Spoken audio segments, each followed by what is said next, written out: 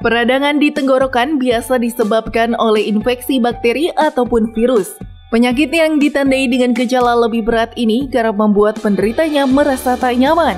Gejala yang umumnya muncul ialah sulit menelan hingga munculnya demam. Untuk itu kita kenal yuk penyebab seseorang bisa terinfeksi penyakit radang tenggorokan. Udara. Jika lingkunganmu memiliki udara dengan sirkulasi yang tak baik, ternyata bisa memicu Anda terkena penyakit ini. Udara yang panas dan pengap nyatanya bisa membuat tenggorokan Anda terasa gatal. Untuk itu, hindari berada dalam ruangan yang tak baik ya pemirsa. Lalu ada alergi. Radang tenggorokan pada seseorang dapat disebabkan karena alergi pada debu, jamur, dan serbuk sari bunga. Bahan-bahan pemicu alergi tersebut dapat menyebabkan sakit tenggorokan, bahkan bisa dikaitkan dengan penyebab utama jika seseorang memiliki riwayat alergi, hingga menyebabkan penyakit radang tenggorokan. Kemudian terpapar polusi udara. Polusi udara juga bisa menyebabkan Anda terkena penyakit ini, sebab polusi udara dapat menyebabkan iritasi tenggorokan jika seseorang terpapar secara terus-menerus. Selain polusi udara, radang tenggorokan juga bisa disebabkan karena seseorang merokok hingga mengonsumsi makanan yang terlalu pedas. Lalu yang terakhir disebabkan karena penyakit GERD. Penyakit ini ditandai dengan rasa nyeri pada ulu hati akibat naiknya asam lambung menuju esofagus. Esofagus merupakan bagian dari saluran pencernaan yang menghubungkan mulut dan juga lambung.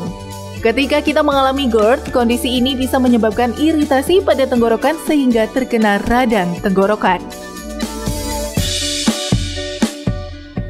Berjumpa lagi dalam acara Hidup Sehat. Nah, yaitu dia tadi pemirsa mengenai penyebab-penyebab dari radang tenggorokan. Tapi jangan takut karena gejalanya bisa diatasi dengan bahan-bahan herbal yang tersedia di rumah. Ya, ini bahan-bahan alami ya. Mungkin ada di pekarangan loh. Mungkin Anda nggak perhatiin aja. Tadi kayak pohon belimbing ternyata bunganya bisa ya. Belimbing uluh ya, bisa dipakai juga. Oke dokter, ini tadi kita udah lihat. Ini udah 5 menit lebih ya. Dan ini memang hasilnya seperti ini nih. Warnanya berubah. Dan memang juga wanginya kerasa banget. Ini tadi yang bahannya tadi pakai cangkeh ya, lalu ini pakai kapulaga dan juga ada bunga lawang.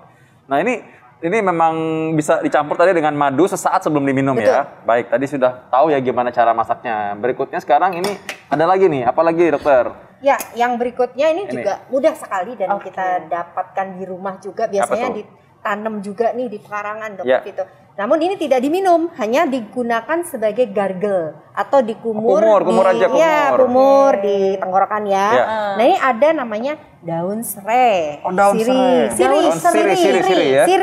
Nah ini pas banget nih, fakta mitosnya berhubungan nih ya. Jadi misalnya berkumur dengan daun siri dapat meredakan sakit tenggorokan saat radang. Ini fakta atau mitos? Fakta. Oke, jadi gimana nih caranya nih berkumurnya nih? Jadi kalau untuk kumur kita cukup ambil beberapa daun ya, kita cuci bersih sekitar 3 atau 4 lembar. Kemudian kita potong-potong seperti ini. Oh, ini udah dipotong-potong ya? Dari potong-potong. Sebentar ya. Ini adalah daun siri yang udah dipotong-potong. Jadi begini ya. Tadi saya pikir daun bawang loh ini. Tadi daun siri dipotong-potong jadi kayak gini. Ini harus rapi begini nggak sih? Ya dipotong-potong, pokoknya yang penting dia tujuannya ketika direbus dia zat aktifnya lebih mudah untuk keluar dan larut ya. Baik, oke. Jadi ini kita masukkan nggak seperti tadi itu kan dengan termos yang isinya air panas tuang di gelas. Kalau ini kita rebus ya berarti ya. Iya. Jadi ini kita nyalakan kompornya. Oke, ya. Ini airnya secukupnya atau gimana? Perlu dibantu dok? Ya.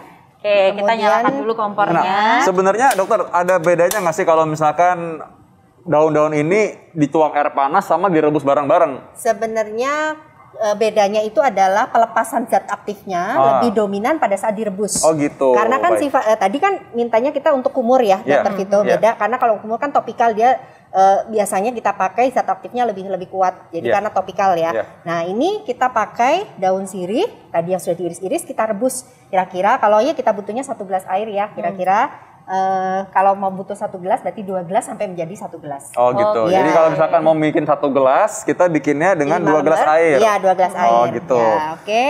Kemudian jadi airnya nanti jadi meresap ke dalam, sebagian menguap juga nggak apa-apa ya. Kita tutup aja nanti aja. Ini tuang sekarang nggak apa-apa? Tuang sekarang nggak apa-apa ya. Setelah keluar ini kan sudah mulai ada gelembung. Kemudian kita masukkan daun sirihnya, kita diamkan, kita rebus sekitar 15 menit, 10 sampai 15 menit sampai airnya menjadi separuhnya. Baik, ini harus diingat kalau lagi direbus begini air mendidih jangan diaduk pakai tangan ya. Nah ya bahaya. Udah pasti soalnya ya. Luka bakar. Oke, baik. Nah dok, ini ada fakta mitos lagi nih dok, yang sangat dipercaya nih sama masyarakat. Air lemon katanya baik untuk meredakan sakit tenggorokan. Ini fakta atau mitos? Fakta.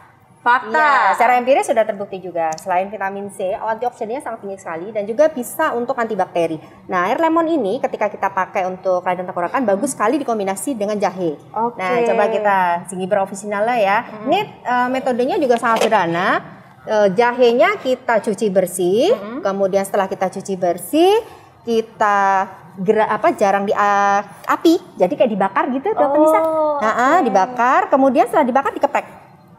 Setelah dikeprek, kemudian kita ambil, kita seduh dengan air panas. Jadi kita ambil, kalau biasanya ukuran untuk 1 gelas itu pakainya adalah yang ibu jari dari yang mau memakai. Jadi 1 ruas aja, kemudian kita keprek ya jahenya. 1 ibu jari dari yang pemakai. Berarti kalau ukuran saya segede ini berarti boleh ya, dikurangi sedikit lah kalau 1 gelasnya agak gede ya. Baik, ini sebenarnya kalau misalkan nggak digeprek tapi dipotong aja boleh nggak? Sebenarnya lebih bagus digeprek setelah dibakar, Dokter Vito. Jadi dibakar terus digeprek ya? Iya, jadi kalau misalnya nanti dia digeprek itu kan dia lebih rata ya, hancurnya lebih rata. Kalau ini kan permukaannya saja. Nah, ini kita tambahkan air panas ya. 1 gelas. Kemudian kita diamkan dulu ya. Kita tutup sama seperti tadi, kita tutup. Kemudian setelah ditutup kira-kira 5-10 menit, dia kan sudah larut nih zat aktifnya. Kemudian baru kita tambahkan lemon. Air lemon campuran jahe dan lemon ya, Dok ya. Ini campur lemonnya di sini ya. Ini lemonnya taruh di atas. Asam-asam anget seger gitu ya. Dan emang tadi uniknya ada cara yang berbeda ya, direbus langsung sama dikasih air panas dulu ya, beda. Tadi karena zat aktifnya itu lebih cepat keluar ketika kita rebus dia sama-sama ya. Iya, ngomong-ngomong ini panas juga ya, saya taruh. Panas ya. Jadi sebenarnya kalau mau minum nanti madunya sesaat sebelum mengkonsumsi baru kita kasih madu anget-anget gitu ya. Jadi jangan posisi panas ya kalau madu. Iya, jadi kalau madu jangan ketika lagi panas-panasnya ya. Rusak enzimatisnya. Malah rusak malah madunya. Jadi karena itu harus agak lebih rendah, lebih sejuk sedikit baru. Ya, ini siap minum baru taruh madu. Betul. Kalau lemon masih nggak apa-apa ya? Ya, lemon juga seperti itu sama, Dok. Jangan posisi panas. Jangan jadi lagi panas-panasnya ya. Setidaknya hangat saja. Karena dia juga sama, di situ ada antioksidan, vitamin C yang dikhawatirkan rusak juga. Iya. Dok, ini kan banyak pemirsa kita mungkin ibu-ibu atau nenek-nenek ada cucunya atau anaknya masih kecil juga pingin dikasih ini, boleh nggak sih sebenarnya? Sebenarnya kalau anak kecil banget, kalau jahe jangan karena panas ya. Pilihannya malah tadi ini bunga belimbing hulu. Bunga belimbing hulu malah lebih aman ya? Lebih aman. Nanti ditim dulu, ditim, kemudian airnya kita kasih setengah kalau anak-anak cukup 1 sendok teh atau setengah dosis dewasa. Kemudian kalau dewasa silahkan. Jadi anak-anak yang sudah kooperatif, karena ini kan diminumnya juga setelah makan ya, Dok ya. Karena ada jahe, dia dikhawatirkan mengiritasi lambung juga. Nah, Dok, ini terakhir nih, Dok. Ada tantangan nggak, Dok, untuk orang-orang tertentu tidak bisa mengkonsumsi yang mempunyai penyakit-penyakit tertentu misalnya dengan bahan-bahan ini? Jadi yang pertama tadi diingat, belimbing hulu, hati-hati dengan yang mempunyai gangguan fungsi ginjal.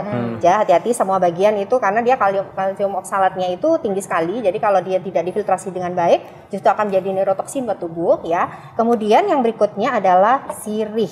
Nah, sirih ini boleh digargel, tapi jangan diminum. Tertelan sedikit tidak apa-apa. Jadi hati-hati pada ibu hamil, kalau minum air rebusan daun sirih justru berbahaya, berpotensi aborsi dan juga hati-hati dengan janin. Baik, Dokter, terima kasih. Saya punya minimal 3 nih resep baru untuk bisa menangani atau meringankan radang tenggorokan ya. Mudah-mudahan Anda semua baik. Jaga kesehatan, ingat ya, Dokter Dian Ronora. Terima kasih banyak. Dokter Vito, Dokter Nisa. Mudah-mudahan bisa hidup sehat selalu dalam keadaan sehat. Ingat bahwa kebiasaan hidup sehari-hari menentukan kehidupan sehat Anda. Karena itu saksikan terus hidup sehat. Tiap hari Senin sampai Jumat pukul 9 waktu Indonesia Barat. Saya Dokter Tengah Nisa. Saya Dokter Vito Damai. Indonesia hidup sehat. Bye.